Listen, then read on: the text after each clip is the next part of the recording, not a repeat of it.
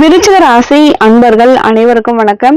இன்றைய பதிவுல உங்க வாழ்க்கையில உங்களை பத்தி உங்களுக்கே தெரியாத சில விஷயங்களை நம்ம பார்க்க போறோங்க. இந்த பதிவு உங்களுக்கு ரொம்பவே பயனுள்ளதா இருக்கும். முறையா நீங்க நம்ம சேனலை பாக்குறீங்க அப்படின்னா மறக்காம சப்ஸ்கிரைப் பண்ணி வச்சுக்கோங்க. விருச்சிக ராசி இப்போ விருச்சிக ராசி அன்பர்களை பொறுத்த வரைக்கும் நீங்க இப்ப நான் சொல்லக்கூடிய விஷயங்கள் தெரிஞ்சே ஆகணுங்க. ஏன்னா உங்களுக்கு ஒரு சின்ன நெகட்டிவிட்டி இருக்கும். என்னன்னா தன்னை பத்தியே அதிகமான அக்கறை எடுத்துக்கொள்ளாம வாழக்கூடியவங்க விருச்சிக ராசி அன்பர்கள் தான்.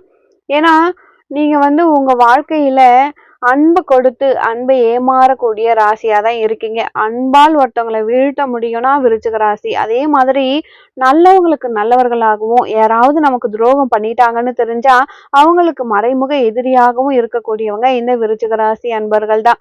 விருச்சிக ராசி காலபுருஷ தத்துவத்தின்படி 8வது ராசி. பல பிரச்சனைகளை பல போராட்டங்களை உள்ளடக்கிய ராசி. ராசியிலே சந்திரன் நீச்சமாக கூடிய அமைப்பு உள்ளது இந்த விருச்சிக ராசி. விருச்சிக ராசியை பொறுத்த வரைக்கும் மனசு போன போக்குல போக மாட்டாங்க.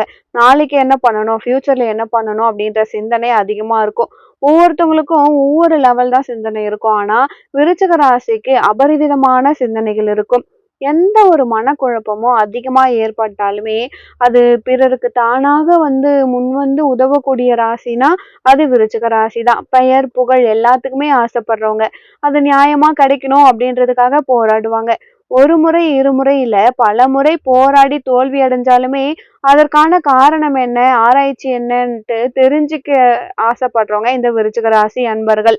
இவங்களுக்கு 3 விஷயங்கள் உங்களுடைய வாழ்க்கை முக்கியமா 3 விஷயத்த நீங்க தெரிஞ்சுக்கணும். ஒன்று, உங்களை நம்பி வந்த உங்களுடைய தாய் தந்தை. 2வது, உங்களுக்கு நம்பிக்கையா இருக்கக்கூடிய நண்பர்கள். 3வது விஷயம், உங்களுக்கு கிடைச்சிருக்கக்கூடிய ஞானம். இது 3ம் தான் உங்களை காப்பாத்தும். யாருக்குமே கிடைக்காத ஒரு விஷயம் விருச்சிக ராசிக்கு அறிவுத்தன்மை அதிகமாகவே இருக்கும். மிதுன ராசியா இருக்கட்டும், மேஷ ராசியா இருக்கட்டும், திருமணம் பண்ணிட்டு கஷ்டப்படக்கூடிய ராசினாலே விருச்சிக ராசி தான். அப்போ நிறைய இடத்துல விருச்சிக ராசி அன்பர்கள் திருமணம் பண்ணும் பொழுது யோசிச்சு ரொம்ப கேர்ஃபுல்லா பண்ணணும். ராசி நட்சத்திரம் எல்லாம் ஒத்து வருமா வராதான்னு பார்த்துட்டு நீங்க கல்யாணம் பண்ணணும்.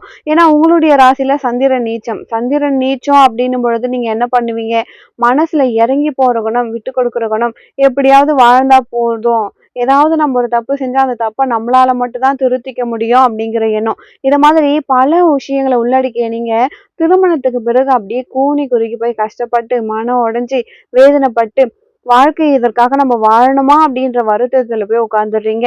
உங்களுடைய சிந்தனை செயல் எல்லாமே உங்களை தோக்கடிச்சிடும். நீங்க எவ்வளவு உண்மையா இருந்தாலுமே அந்த உண்மையில இருக்கக்கூடிய நியாயம் அடுத்தவங்களுக்கு புரியவே புரியாது.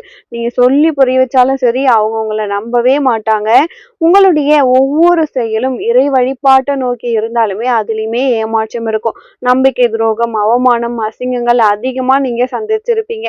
காரணம் என்னன்னா உங்களுடைய நட்பு, அந்த நம்பிக்கை, அந்த ஆசை, அந்த எதிர்பார்ப்பு, எல்லாரும் மாதிரி நமக்கும் ஃப்ரெண்ட்ஸ் இருக்கணும், எல்லாரும் மாதிரி நம்மளுடைய கணவன் மனைவி இருக்கணும், எல்லாரும் மாதிரி குழந்தைங்க நம்ம சொல் பேச்சு கேட்கணும், வெளி உலக சந்தோஷத்தை பிரதிபலிக்கணும்னு நம்பி ஏமாந்து கடைசியில நீங்க ஃபீல் பண்ணி அழும் பொழுது யாருமே கூட இருக்க மாட்டாங்க. என்ன பாவம் செஞ்சோன்னு நீங்க நினைக்கிறீங்க பாருங்க. அந்த கர்மா, அந்த வலி, அந்த வேதனை உங்களுடைய வாழ்க்கையில உங்களை அவ்வளோ கஷ்டப்படுத்தியிருக்கோம். மனசை தொட்டு சொல்லணும்னா ஒரு நிமிஷம் கூட நீங்க பண்ண தப்புக்கு காரணம் நீங்க இருக்கவே மாட்டீங்க. ஆப்போசிட்ல இருக்கவங்க தான் இருப்பாங்க. ஆனாலுமே அதை மாத்திக்கிட்டு அதுக்கு பிராச்சித்தம் செய்யக்கூடிய நபரா நீங்க தான் இருப்பீங்க. ஒரு கோவில்ல போயிட்டு பரிகாரம் பண்ணக்கூடிய நபரும் நீங்களா தான் இருப்பீங்க. யாரா இருந்தாலுமே, எதிரியா இருந்தாலுமே சரி, எதிரிகிட்ட உண்மை இருந்தாலும் அவங்க நல்லா இருக்கணும், அவங்கள மன்னிக்கக்கூடிய தன்மை விருச்சிக ராசி அன்பர்களுக்கு மட்டும்தான் இருக்கு. விருச்சிக ராசி அன்பர்கள் உடல் அளவுல ரொம்பவே சோர்ந்து போய் இருப்பாங்க. அவங்களுக்கு நிறையவே பிரச்சனைகள் இருக்கும். அவங்களுடைய பிரச்சனையை யார்கிட்ட சொல்லி அழறதுன்னு கூட தெரியாது.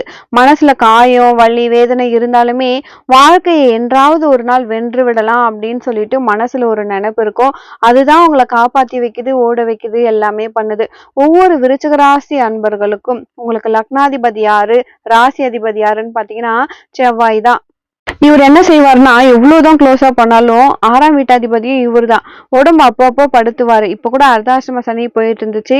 அதனால முடிஞ்ச வரைக்கும் ஒவ்வொரு விருச்சிக ராசி அன்பர்களும் முருகன் வழிபாடு எவ்வளோக்கு எவ்வளோ பண்றீங்களோ அவ்வளோக்கு அவ்வளோ நல்லா இருப்பீங்க. 2ஆம் வீடு குரு.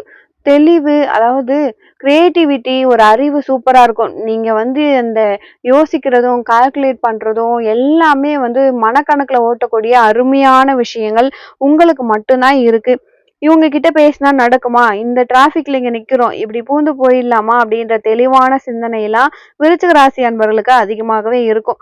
அடுத்தவங்களுக்கு அறிவுரைகளை இலவசமா வழங்கக்கூடிய அமைப்புமே விருச்சிக ராசி அன்பர்களுக்கு மட்டும்தான் இருக்கு. 3ஆம் இடம் முயற்சி ஸ்தானம். இந்த முயற்சி ஸ்தானத்துல பாத்தீங்கன்னா, என்ன உங்களுடைய குரு பகவான் நீச்சம் அடைஞ்சிருக்காரு. செவ்வாய் உச்சமாகி இருக்காரு.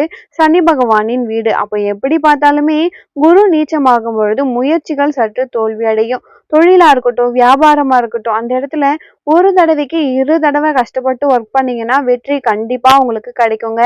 அதே மாதிரி உங்களுடைய வாழ்க்கையில முக்கியமான தருணங்கள் இருக்கு. அந்த முதல் முக்கியமான தருணம் என்னன்னா, உங்களுடைய 4ஆம் வீடு சுகஸ்தானம், சனி பகவான் வீடு.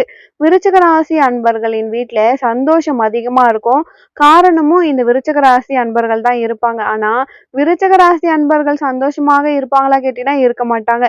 விட்டு கொடுத்து வாழ்ந்து ஏதோ ஒரு பிச்சைக்கார ரேஞ்சுக்கு வீட்டுக்கு வந்துட்டு போவாங்களே தவிர, ஒரு நிம்மதியா இருப்பாங்கன்னு சொல்ல முடியாது. 5ஆம் வீட்டு அதிபதியும் குரு பகவான் தான். ஒரு ஜாதகத்துல 2ஆம் வீட்டு அதிபதி, 5ஆம் வீட்டு அதிபதியும் குரு பகவானா இருக்கிறது ரொம்பவே நல்லதுங்க. இங்க வந்து புதன் நீச்சம், சுக்கிரன் உச்சம். பணம் காசை பத்தி நீங்க கவலையே பட வேணாங்க. நீங்க தனியா இருக்க வரைக்கும் நீங்க ராஜா தான். என்னைக்குமே ஏமாற மாட்டீங்க, தோல்வி அடைய மாட்டீங்க. ஆனா யாரையாவது நம்பி போகும் பொழுது, யாரையாவது எதிர்பார்க்கும் பொழுது ஏமாற்றம் உங்களை ஏமாத்திடுவாங்க.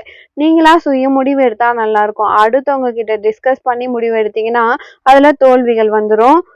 அடுத்து ஒரு முக்கியமான விஷயம், இதுவும் நீங்க தெரிஞ்சுக்க வேண்டிய விஷயம். என்ன அப்படின்னா, உங்களுடைய சிந்தனைகள், செயல்பாடுகள் கரெக்டா இருக்கும். சிந்தனை செயல்பாடு எவ்வளவுக்கு எவ்வளவு கரெக்டா இருக்கோ அவ்வளவுக்கு எவ்வளவு நல்லது. ஏன்னா 7ஆம் வீட்டு அதிபதி உங்களுக்கு சுக்கிரன். அங்க சந்திரன் உச்சம். திருமணத்தை பற்றிய எண்ணங்கள் அதிகமாகவே இருக்கும். நிறைய யோசிப்பீங்க. திருமணத்துல ஆசை இருக்கும். ஒரு அலாதியான அன்பு இருக்கும். ஆனா அதுல சில நெகட்டிவிட்டி ஏற்படும். அப்போ உங்களுடைய திருமண அமைப்பு பார்க்கும் பொழுது யோசிச்சு கல்யாணம் பண்ணணும். அவசரப்பட்டு திருமணம் பண்ணக்கூடாது. நிதானம் தேவை.